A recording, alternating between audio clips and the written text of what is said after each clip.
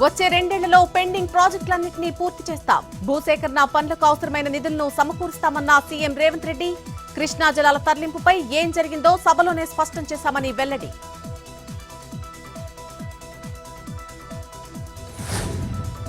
నా చొరవతోనే Hyderabad IT hub గా మారింది. ఐటీని ప్రమోట్ చేశానన్న సీఎం చంద్రబాబు. అప్పుడు అందరికీ సెల్ ఫోన్లు రావాలని కోరుకున్నా. ఇప్పుడు 4G కూడా అందుబాటులోకి వచ్చిందని కామెంట్. గోదావరి జలాల వివాదాన్ని అసెంబ్లీలోనే పరిష్కరించుకుందాం. చర్చ జరగకుండా ఏ సమస్య పరిష్కారం కాదన్న CM Revanth Reddy.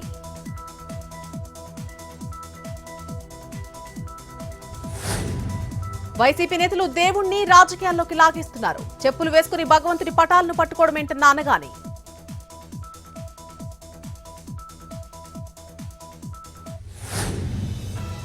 Social media రాకతో ఉత్తరాల అవసరం లేకుండా పోయింది. పోస్టల్ శాఖను సరైన గాడిలో పెట్టకపోతే ఇబ్బందేనన్న పెమ్మసాని. లోటును లాభంగా మార్చాలన్న కేంద్ర మంత్రి.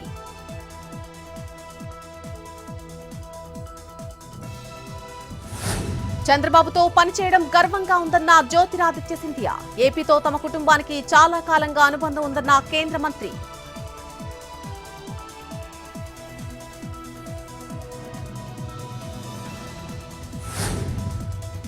గాంధీ సరోవర్ కట్టాలనే ఆలోచన ప్రభుత్వానికి లేదు. మధు పార్క్ రిడ్జ్ అపార్ట్మెంట్ వాసులను హరీష్ రావు తప్పుదోవ పట్టించారు.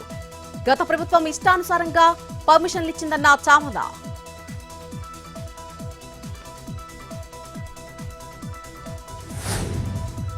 నిడదవోలులో ముఖ్యమంత్రి సహాయ నిధి చెక్కుల పంపిణీ. 26 మంది లబ్ధిదారులకు సీఎంఆర్ఎఫ్ చెక్కులు అందజేసిన మంత్రి కందుల దుర్గేష్.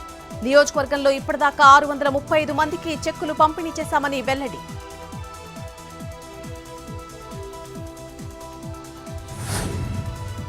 తూర్పుగోదావరి జిల్లా బిక్కవోలు మండలంలో ఉద్రిక్తత.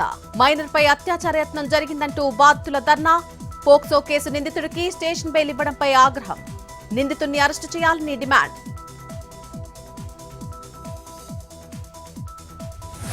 కొమరం భీం జిల్లా జైనూర్లో మారిన వాతావరణం. పలు ప్రాంతాల్లో మోస్తరు వర్షం.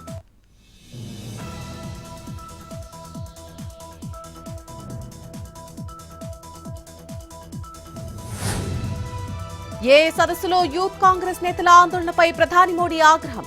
కాంగ్రెస్ చేసిన పనికి ప్రపంచం ముందు పరువు పోయేలా ఉందంటూ సీరియస్. మురికి దిగజారుడు రాజకీయాలు బయటపెట్టారంటూ విమర్శలు.